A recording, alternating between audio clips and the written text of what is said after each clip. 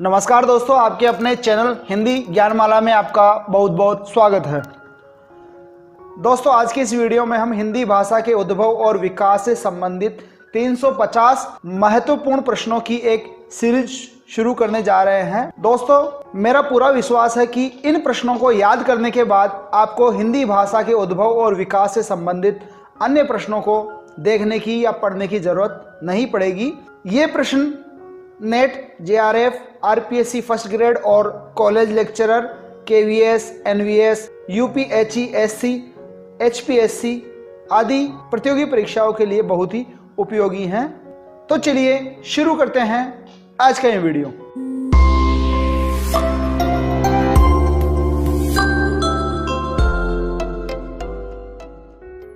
दोस्तों, वीडियो शुरू करने से पहले मेरी आपसे रिक्वेस्ट है कि अगर अभी तक आपने हमारे चैनल को सब्सक्राइब नहीं किया है तो चैनल को सब्सक्राइब जरूर कर ले और बेल आइकन को दबाकर नोटिफिकेशन ऑन कर ले, ताकि हमारे आगे आने वाली वीडियो की जानकारी आपको सबसे पहले मिल सके। तो चलिए वीडियो में आगे बढ़ते हैं। आज के वीडियो का पहला प्रश्न है, भाषा शब्द की उत्पत्ति संस्कृत की किस धातु से हुई है? विकल्प देखिए, ए भाष, बी भाष, सी भाष और डी भाषा। तो इसका सही जवाब होगा विकल्प बी भाष, यानी भाषा शब्द की उत्पत्ति भाष शब्द से हुई है। प्रश्न नंबर 2, भाषा का मूल रूप कौन सा है? विकल्प देखिए, ए लिखित रूप, बी मौखिक रूप, सी मानक रूप और डी साहित्यिक रूप। तो यहां सही जवाब होगा बी मौखिक रूप, यानी भाषा सबसे पहले मौखिक रूप में प्रकट हुई थी। प्रश्न नंबर 3 देखिए, भाषा के संदर्भ में अशुद्ध तथ्य कौन सा है?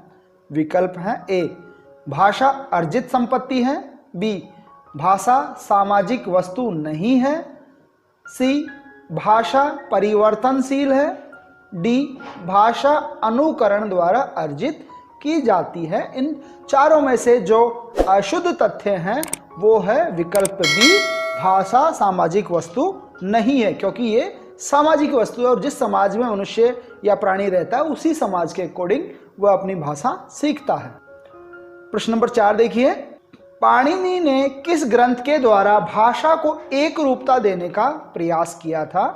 विकल्प है, ए अष्टाध्यायी, बी महाभाष्य, सी योग वासिष्ठ, डी बृहस्पति नीतिसार। तो यहां सही जवाब होगा विकल्प ए अष्टाध्यायी। प्रश्न नंबर 5 देखिए, प्राचीन भारतीय आर्य भाषा का काल सामान्य तौर पर माना जाता है? ए 500 ईस्वी पूर्व से 1000 ईस्वी पूर्व तक, बी 1500 ईस्वी पूर्व से 1000 ईस्वी पूर्व तक, सी 1500 ईस्वी पूर्व से 500 ईस्वी पूर्व तक, विकल्प डी 500 ईस्वी पूर्व से 1000 ईस्वी तक। तो यहाँ सही जवाब होगा विकल्प सी 1500 ईस्वी पूर्व से 500 ईस्वी पूर्व तक, यानी वैदिक संस्कृत से लेकर लौकिक संस्कृत तक का जो समय था वो प्राचीन भारतीय आर्य भाषा का काल माना जाता है। प्रश्न नंबर 6 देखिए, मध्यकालीन भारतीय आर्य भाषा का काल सामान्य तौर पर क्या माना जाता है? विकल्प है, ए 1500 ईस्वी पूर्व से 1000 ईस्वी पूर्व तक, बी 500 ईस्वी पूर्व से 1000 ईस्वी तक, सी 500 ईस्वी पूर्व से 500 ईस्वी तक और विकल्प डी 1500 ईस्वी पूर्व से 500 ईस्वी तक। तो यहाँ सही जवाब होगा विकल्प बी 500 ईस्वी पूर्व से 1000 ईस्वी तक, यानी पाली से अपभ्रंश तक का जो समय था वो मध्यकालीन भारतीय आर्य भाषा का काल माना जाता है। प्रश्न नंबर 7 देखिए, आधुनिक भारतीय आर्य भाषाओं का प्रारंभ कब से माना जाता है? विकल्प है, ए 1000 ईस्वी पूर्व से, बी 500 ईस्वी पूर्व से, सी 1000 ईस्वी से, डी 1 ईस्वी से। तो यहाँ सही जवाब होगा सी 1000 ईस्वी से। यहाँ बता दें आपको, आधुनिक भारतीय आर्य भाषाओं का आरंभ अपभ्रंश से माना जाता है और अपभ्रंश का प्रारंभ 1000 ईस्वी से हुआ था। प्रश्न नंबर 8 देखिए, वैदिक संस्कृत का काल सामान्य तौर पर क्या माना जाता है? विकल्प है, ए 500 ईस्वी पूर्व से 1000 ईस्वी तक, बी 1500 ईस्वी पूर्व से 1000 ईस्वी पूर्व तक, सी 1500 ईस्वी पूर्व से 500 ईस्वी पूर्व तक या फिर डी 500 ईस्वी से 1000 ईस्वी तक। तो यहाँ सही जवाब होगा विकल्प बी 1500 ईस्वी पूर्व से 1000 ईस्वी तक का जो समय था वो वैदिक संस्कृत का काल माना जाता है। प्रश्न नंबर 9 देखिए, लौकिक संस्कृत का काल सामान्य तौर पर क्या माना जाता है। अभी पिछले प्रश्न में हमने वैदिक संस्कृत का पढ़ा था, अब इस प्रश्न में हम लौकिक संस्कृत के बारे में देखेंगे। विकल्प देखिए, ए 1000 ईस्वी पूर्व से 500 ईस्वी पूर्व तक, बी 1500 ईस्वी पूर्व से 1000 ईस्वी पूर्व तक, सी 1500 ईस्वी पूर्व से 500 ईस्वी पूर्व तक, या फिर डी 500 ईस्वी पूर्व से 1000 ईस्वी तक। ये काल क्रम का आपको विशेष ध्यान रखना है। तो इसमें वैदिक संस्कृत के बाद में जिस भाषा का काल आया था वो है लौकिक संस्कृत का काल, और लौकिक संस्कृत का काल माना जाता है 1000 ईस्वी से 500 ईस्वी पूर्व तक, यानी विकल्प ए यहां पर सही होगा। प्रश्न नंबर 10 देखिए, पाली भाषा का काल सामान्य तौर पर क्या माना जाता है।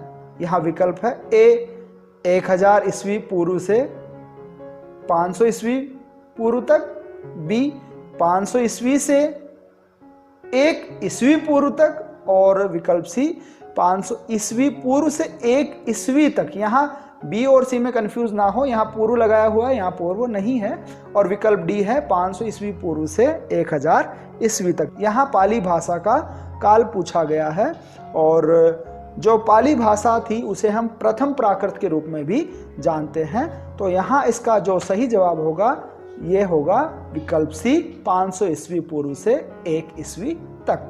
प्रश्न नंबर 11 देखिए, प्राकृत भाषा का काल सामान्य तौर पर क्या माना जाता है। यहाँ विकल्प है ए 1000 ईस्वी पूर्व से 500 ईस्वी पूर्व तक, बी 1 ईस्वी से 500 ईस्वी तक, विकल्प सी 500 ईस्वी से 1 ईस्वी तक, या फिर डी 500 ईस्वी पूर्व से 1000 ईस्वी तक। यहाँ प्राकृत भाषा का काल बताना है। प्राकृत भाषा को शुद्ध प्राकृत के रूप में, या फिर द्वितीय प्राकृत के रूप में, या फिर साहित्यिक प्राकृत के रूप में भी आप समझ सकते हैं, और इसका जो समय है वो है विकल्प बी 1 ईस्वी से 500 ईस्वी तक का काल प्राकृत भाषा का काल माना जाता है। प्रश्न नंबर 12, अपभ्रंश का आरंभ कब से माना जाता है। अब अपभ्रंश की अगर हम बात करते हैं तो ये उत्तर प्राकृत काल रहा है, जिसे आप तृतीय प्राकृत भी कह सकते हैं।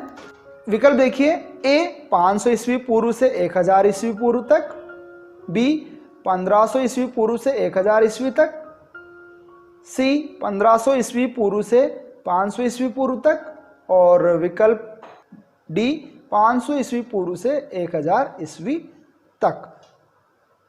अपभ्रंश का काल आपको बताना है, तो यहां सही जवाब होगा 500 ईस्वी पूर्व से 1000 ईस्वी तक का, यानी विकल्प डी एकदम सही जवाब यहां। प्रश्न नंबर 13 देखिए, भाषा विज्ञान के किस खंड में पद से वाक्य बनाने की प्रक्रिया का वर्णनात्मक, तुलनात्मक तथा ऐतिहासिक दृष्टि से अध्ययन किया जाता है।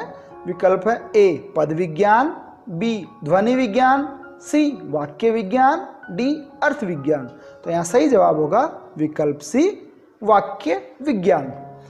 प्रश्न नंबर 14 देखिए, निम्न में से कौन सी भाषा भारोपीय परिवार की भाषा नहीं है। यहाँ विकल्प है ए मराठी, बी हिंदी, सी मलयालम, और डी गुजराती। तो यहाँ सही जवाब होगा सी मलयालम। प्रश्न नंबर 15 देखिए, बोलने वालों की संख्या की दृष्टि से विश्व में हिंदी का कौन सा स्थान है। विकल्प है ए दूसरा, बी तीसरा, सी चौथा, या फिर डी पहला। तो यहां सही जवाब होगा विकल्प बी तीसरा। यहां आपको बता दें, पहला स्थान अंग्रेजी का है जिसे बोलने वाले 113.2 करोड़ लोग हैं, और दूसरे स्थान पर है चीन की भाषा मंडारियन जिसे बोलने वाले 111.7 करोड़ लोग हैं, और इन दोनों भाषाओं के बाद हमारी हिंदी भाषा का नंबर आता है। प्रश्न नंबर 16 देखिए, तमिल, तेलुगु, कन्नड़ और मलयालम भाषाएं किस भाषा परिवार से संबंधित हैं।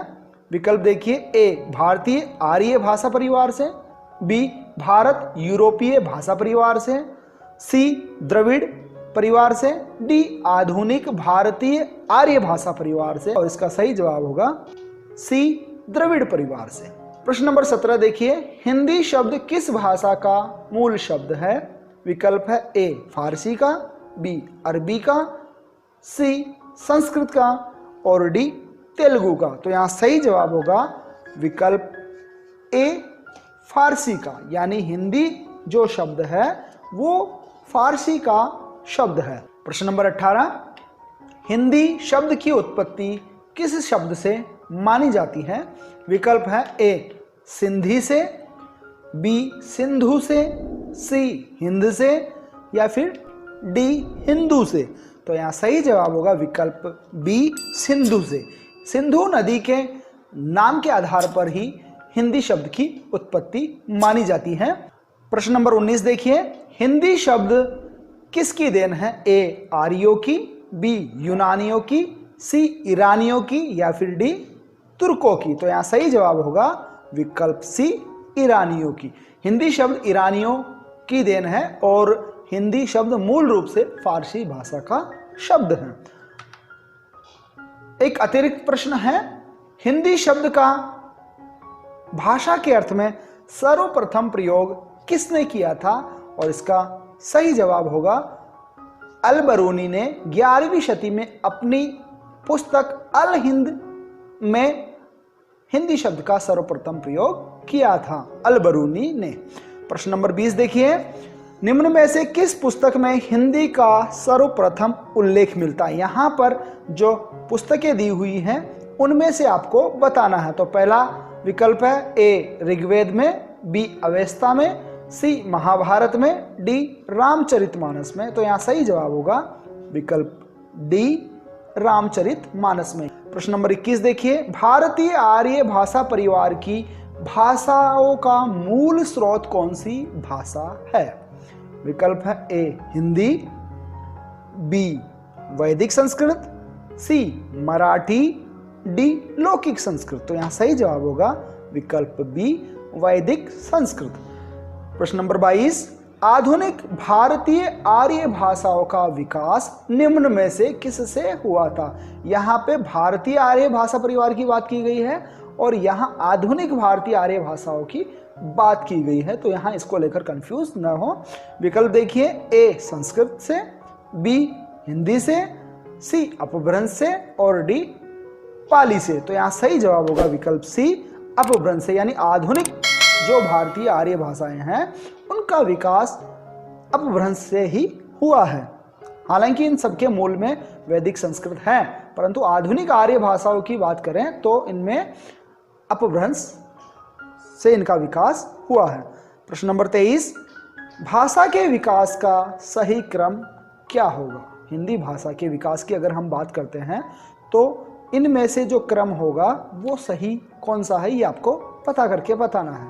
विकल्प देखिए, ए पहले पाली, फिर प्राकृत, फिर अपभ्रंश और फिर हिंदी, या फिर बी हिंदी, पाली, अपभ्रंश, प्राकृत, यानी इस क्रम में आपको पता लगाना है। विकल्प सी पहले अपभ्रंश, फिर पाली, फिर प्राकृत और फिर हिंदी, या फिर डी प्राकृत, फिर अपभ्रंश, फिर हिंदी और फिर पाली। तो यहाँ सही जवाब जो होगा वो होगा विकल्प ए पाली, प्राकृत, अपभ्रंश और हिंदी, यानी सबसे पहले पाली का विकास हुआ, पाली से प्राकृत निकली और प्राकृत से अपभ्रंश भाषा का विकास हुआ और अपभ्रंश से आधुनिक हिंदी का विकास हुआ। ये भाषा के विकास का सही क्रम होगा।